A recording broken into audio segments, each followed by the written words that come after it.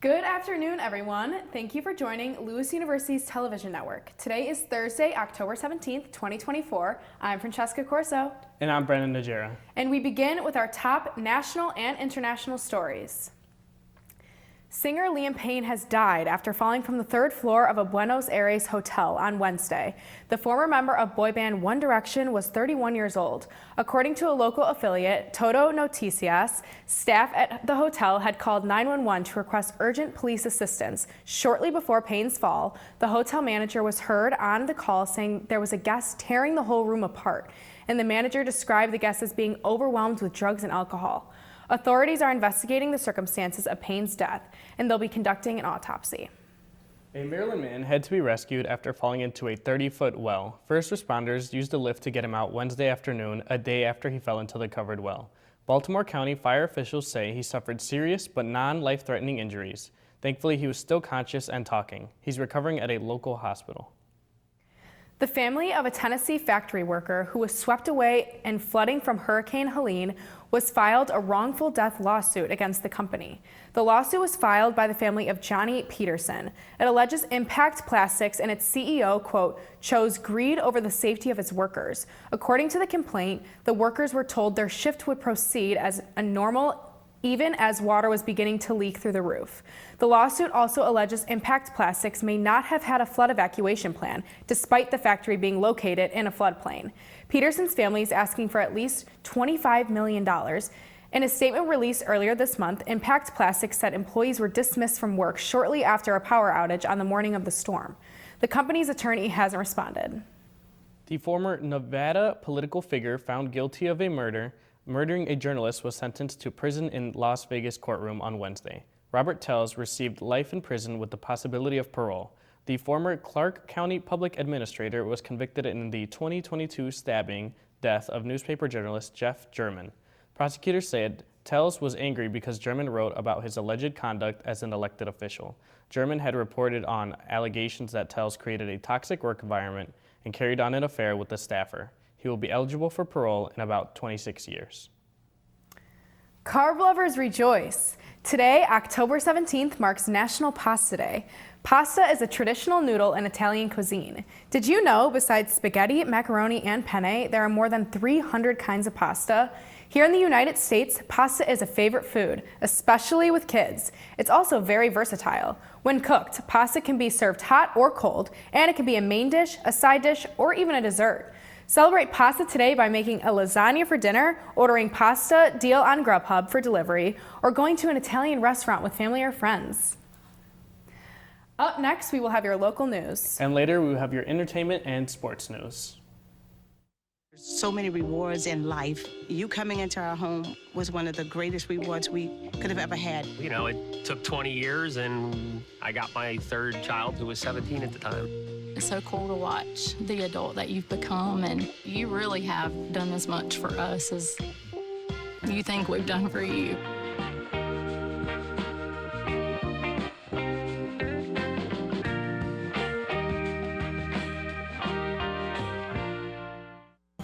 Meet the Scan, a simple procedure whose mission is to detect lung cancer early.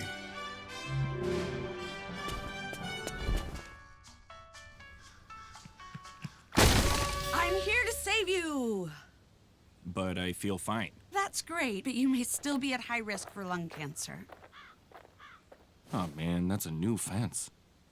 If you smoke, early detection could save your life. Learn more at savedbythescan.org.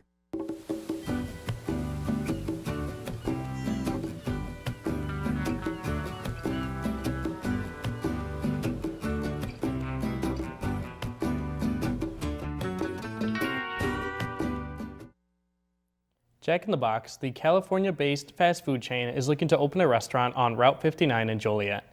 The chain is seeking approval for a drive-through permit from the Joliet City Council. According to a staff memo to the City Council, the future Jack in the Box would replace a former Arby's restaurant at 2101 Route 59. The building will be remodeled along with other site improvements. A Jack in the Box on Route 59 would not be the first in Joliet, but it would be the first in over 40 years. Council voting for the permit will take place on Tuesday. Foxtrot is set to open its third location today after abruptly closing its stores earlier this spring.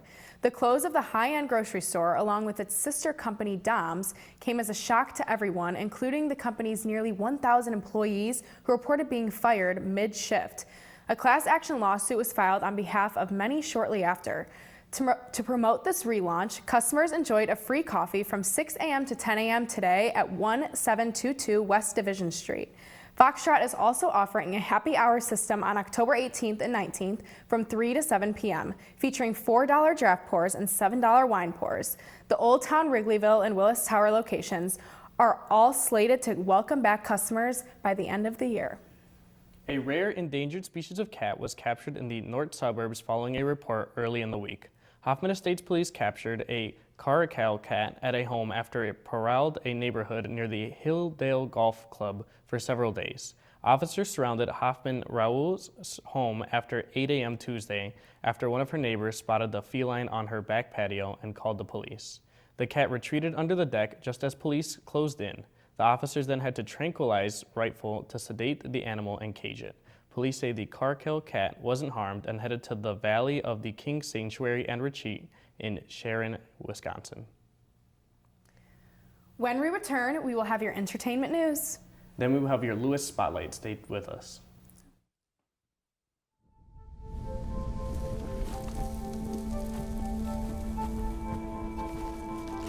Eva Marie smoked 12,000 packs of cigarettes over 15 years. She quit, and now there's a new lung cancer screening that could save her life. You stopped smoking. Now start screening. No matter how much you smoked, early detection could save you. Talk to your doctor or learn more at savedbythescan.org. I know kids worry about a lot of things. Getting enough food to eat shouldn't be one of them. Through a nationwide network of food banks, Feeding America serves virtually every community in the United States. See how you can help your community. Visit feedingamerica.org. What are you looking for?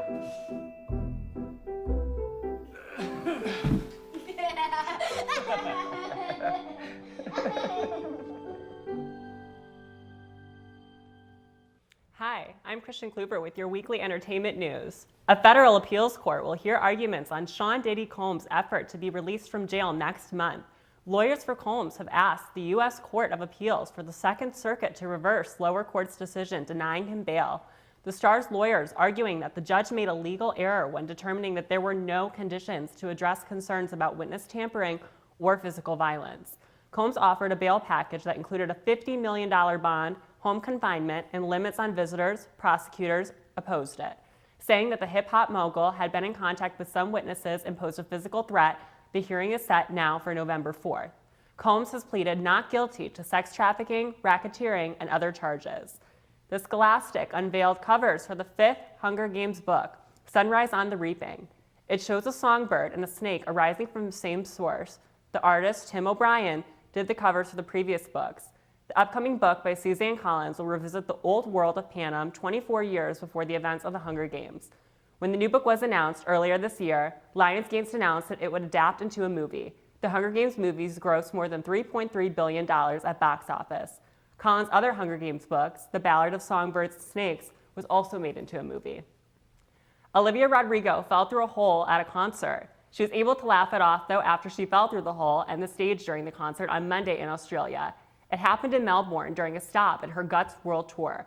After taking the unexpected tumble, the singer was able to pull herself back onto stage, reassuring fans that she was okay. She even joked that sometimes there's just a hole in the stage, and continued on with her performance. Rodrigo, a 3-time Grammy winner, will soon be taking her show to the small screen. The singer will be released on a Netflix concert filmed on October 29th. Authorities in South Carolina are asking anyone with information about missing Broadway performers League Williams to contact them.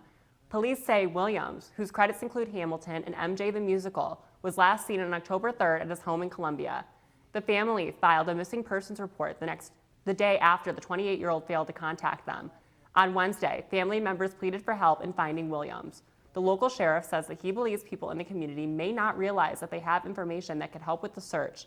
Williams' family said it is not like him to just wander off, and they have now hired a private investigator to assist in the search. Up next, we will have your Lewis Spotlight. Stay with us.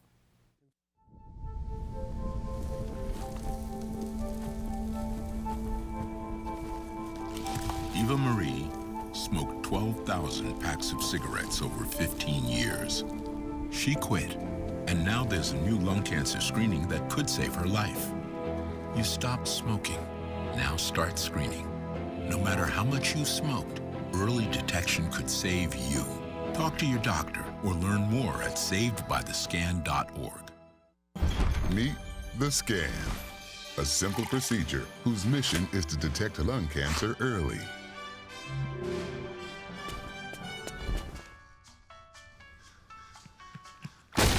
I'm here to save you. But I feel fine. That's great, but you may still be at high risk for lung cancer. Oh man, that's a new fence. If you smoke, early detection could save your life. Learn more at savedbythescan.org. What are you looking for?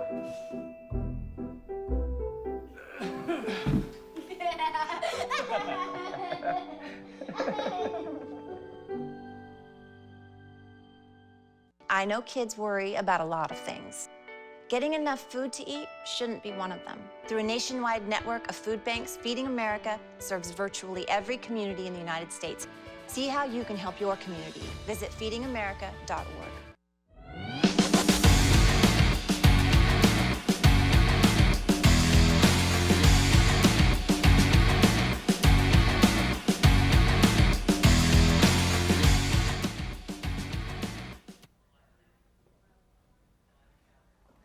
Hi, I'm Abby Varkalis, and today I'm joined by the director of the Grow Institute, Dr. Christy Billups, and the associate director of the Grow Institute, Dr. Adrienne Honnold. Thank you so much for being here. Today we're going to cover the Grow Institute's upcoming Peace Teach-Ins. Thank you so much for being here today. Thanks for having us. Very excited about learning about the Grow Institute and the new upcoming events. So what is the Peace Teach-In? Well, it goes way back. It was founded by members of the philosophy department, I think even before 2000. And the intent of it has always been to raise up issues that are relevant to our times and to engage students, people on campus, and now the community members as well, in talking about and thinking about ways to respond to current events that are troubling us from a standpoint of justice. What is the Grow Memorial event, and how did it become a part of the Peace Teach-In? So the Grow Institute for Dialogue, Justice, and Social Action was founded in 2018. And we wanted to do a really kind of high-end event as part of bringing our message out. And so we decided to tie it to the 2 or 3 day Peace Teach-In. Year to year, it varies. And so we pick themes that feel really timely. And the event is kind of the big moment, kind of a keynote, if you will. And then the Peace Teach-In brings that theme to life in a variety of ways through sessions across those days. So what are the events that are planned this year? Okay, so we have a lot of exciting events planned. Essentially, throughout the 3 days, so Tuesday, Wednesday, and Thursday of next week, we have all of these individual sessions that are really interactive, which is part of the thing that we're really excited about this year, bringing in different techniques of like actually engaging with, different types of art, music, theater, and ways that we can all come together as a community to, kind of explore like peace building right now in our moment, right now in the world. And then we have the Grow Memorial event, and it's kind of a two-parter. On Tuesday at 11 a.m. It begins, and then it continues on Wednesday evening at 7 p.m. with the people from the Combatants for Peace at that event on Wednesday night. And then I know it's confusing, I'm going back and forth, but on Tuesday night, another thing I'm really excited about is kind of a collaboration with the music department. And we are featuring a concert of piano music by an artist named Riyad Nicholas, who's from Syria. So all different, there's like something for everyone, which is what we're thrilled about. That's amazing. Yeah. If I could just add about the 11 a.m. session on Tuesday, that's featuring 2 speakers that are actually in the Holy Land right now. an Israeli and a Palestinian, who are working through the organization Parent Circle to enable families who have lost family members in the various wars and conflicts and are grieving to recognize their shared grief and to work toward healing and peace building together. So we really expect that to be really, really powerful. And again, that's 11 a.m. Tuesday, the 22nd. Okay. So how would you say that this year differs from previous years, different events? Well, as Dr. Honnold referenced, we've really gotten a lot more interactive, which has been a goal of ours for a long time. I think, students may experience that classes sometimes are going in, receiving the information sometimes, and just, spitting it back out or whatever. This is much more involved. They're meant to participate in making art, like maybe a protest poster, or expressing ways that the realities in Israel and Palestine, for instance, are super complex, and finding artistic ways or theatrical ways to act that out and imagine ways we can build peace instead of being trapped in only uses of violence as ways to supposedly solve our problems. So kind of connecting back to this question, what would you guys say is the most exciting part of the Grow Institute this year that you guys are most looking forward to? The variety of events. There's, like I said, there's kind of something for everyone, and also just being able to come together as, not only the Lewis community, but like the broader community here in our area.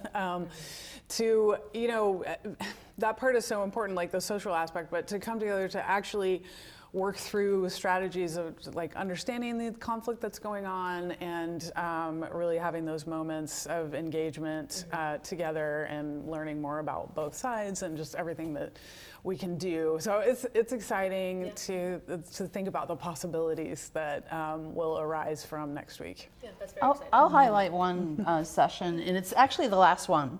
The last session is at 2 o'clock on Thursday, the 24th. And we have a gentleman who calls himself King Musa, and he introduced me to the word. Apparently it's not that new, but it's an artivist. So using art, music, theater, visuals, and spoken. He's a spoken word artist. He's a visual artist. He's just super dynamic. He's been through some rough journeys that I'll let him share about. And he really wants to engage students in imagining the ways we can use words and bodies and art and visual, like all those things, to say, how can we make our world a more peaceful place? Right. So why would you encourage students and faculty to attend the Peace, Teach-In, and Grow Memorial event? For all the reasons that we just said.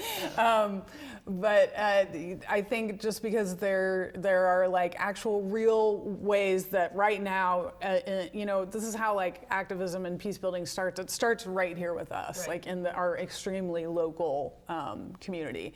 So for anybody that's been feeling, we all have feelings about things that are going on, global conflict. So this is a way to learn how to maybe express those feelings, or even just kind of work through, with others close to you, and like learn how to move forward. Right? Yeah, empowered absolutely. To make a difference. Yeah, it's inviting. Yeah, very inviting. Yeah. So with everything going on in the world, I heard there will be opportunity to participate in peace circles on campus. Could you tell us more about that? So peace circles are a chance to gather in a safe space and tell our stories a little bit, maybe share a few feelings about the kinds of things we've been talking about as like far as the Israeli-Palestinian reality, but also, the upcoming election, and, a lot of people aren't quite sure how to, navigate that, and given the polarized nature of politics, don't always get a safe space to say how they really think or feel. And so we're gonna be holding peace circles on Wednesday, October 30th. We'll have 3 sessions so that hopefully they'll fit into the schedules of students, faculty, and staff, 10 a.m., noon, and 4 p.m. And those locations will be available and dispersed very soon. All right, well, thank you guys so much for being here. I'm definitely excited to get involved, and I will be there. Okay, we look forward to seeing you. Thank you. Up next, we will have your political news. Stay tuned.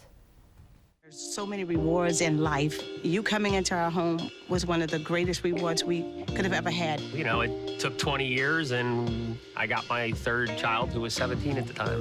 It's so cool to watch the adult that you've become, and you really have done as much for us as you think we've done for you.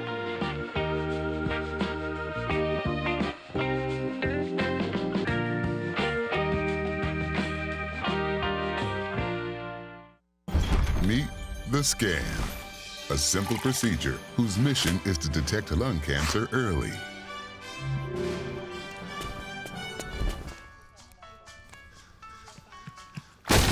I'm here to save you. But I feel fine. That's great, but you may still be at high risk for lung cancer. Oh man, that's a new fence. If you smoke, early detection could save your life. Learn more at savedbythescan.org.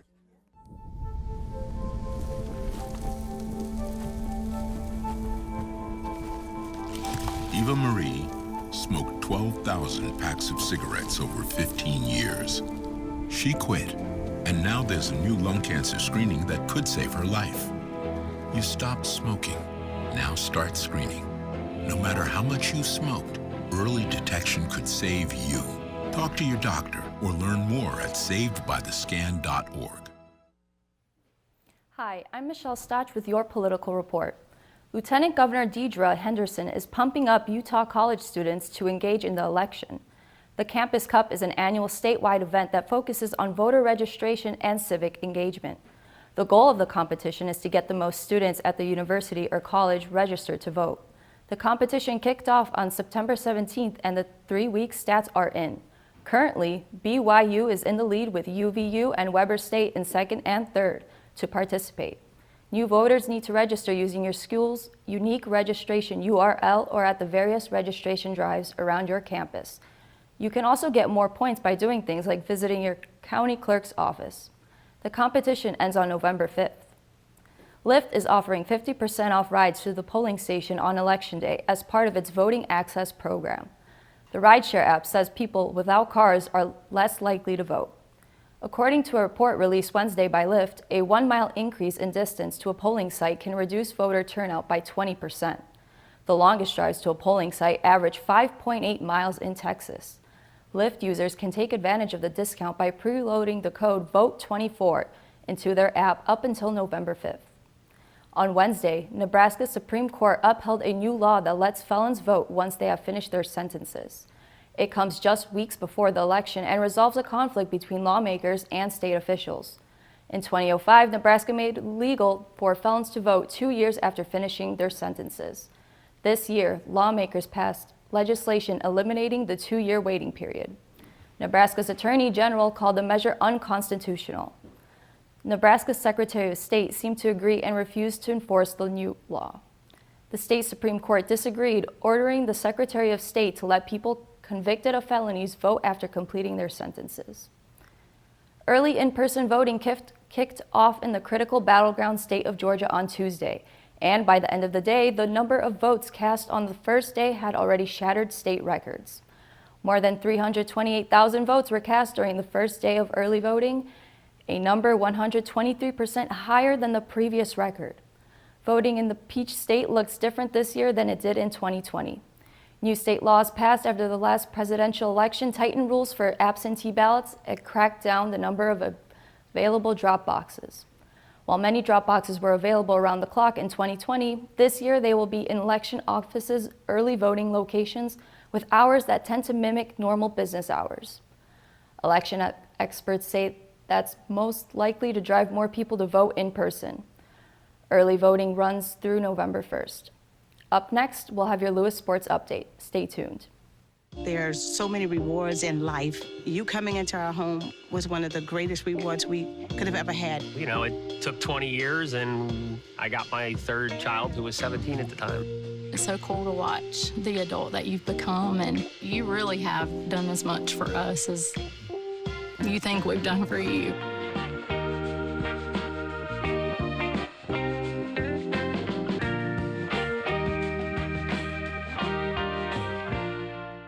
I know kids worry about a lot of things. Getting enough food to eat shouldn't be one of them. Through a nationwide network of food banks, Feeding America serves virtually every community in the United States. See how you can help your community. Visit feedingamerica.org.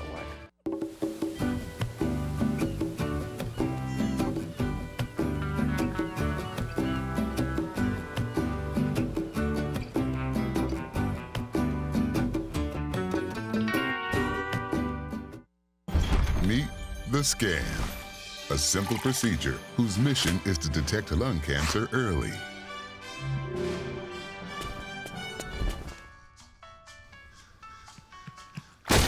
I'm here to save you.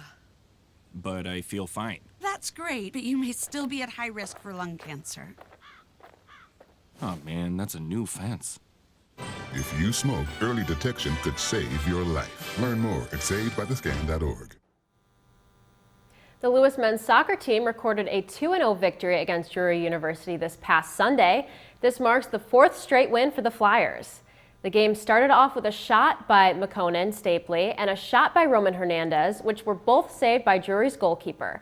The Panthers tried to score the first goal off the first game, but it was saved by Sebastian Doppelhofer.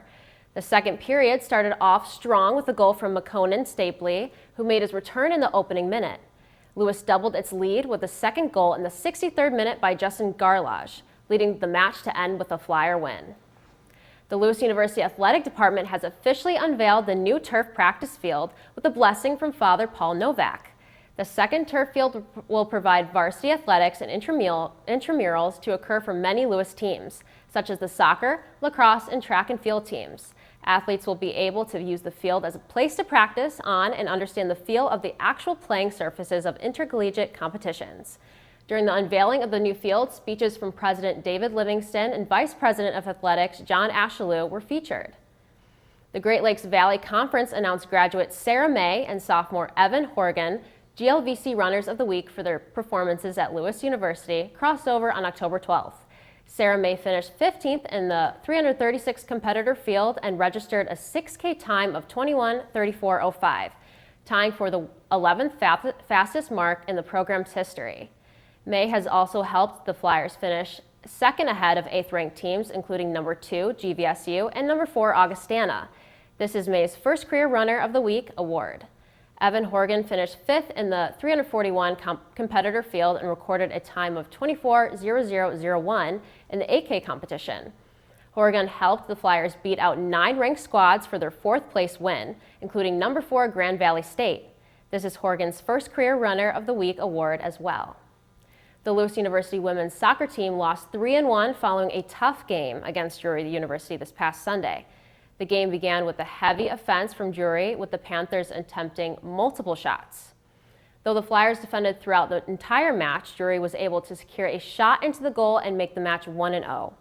Despite the strong offense, the Flyers managed to gain an advantage against the Panthers and score a goal of their own to tie the match 1-1. Just before the first half finished, the Panthers secured one more goal, making the match 2-1. The Flyers were unable to keep up with the offense from Drury and ended the second half with another goal from the Panthers, making the final 3-1. Lewis will travel to St. Louis, Missouri to play the University of Missouri St. Louis Friday, October 18th, starting at 5 p.m. Central Time. Stay tuned. There's so many rewards in life. You coming into our home was one of the greatest rewards we could have ever had. You know, it took 20 years, and I got my 3rd child, who was 17 at the time. It's so cool to watch the adult that you've become, and you really have done as much for us as you think we've done for you.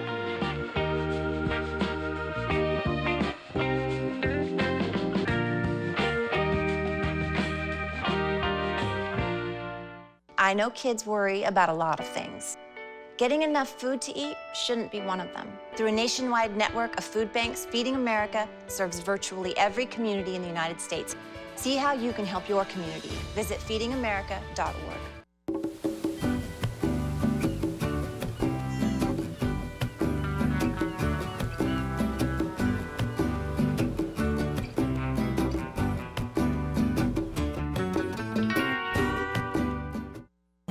Meet the Scam, a simple procedure whose mission is to detect lung cancer early.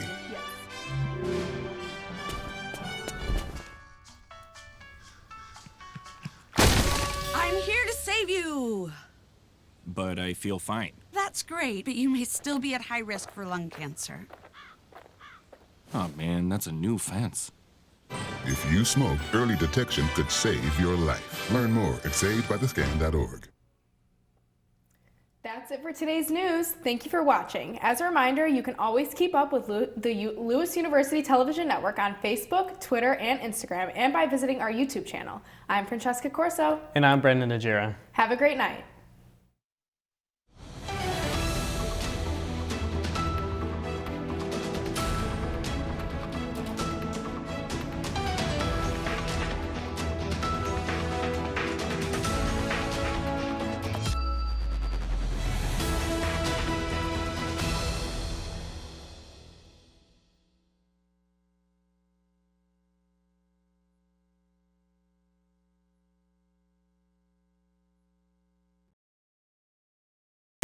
Spinning, no kidding, I can't pin you down. What's going on in that beautiful mind? I'm on your mind.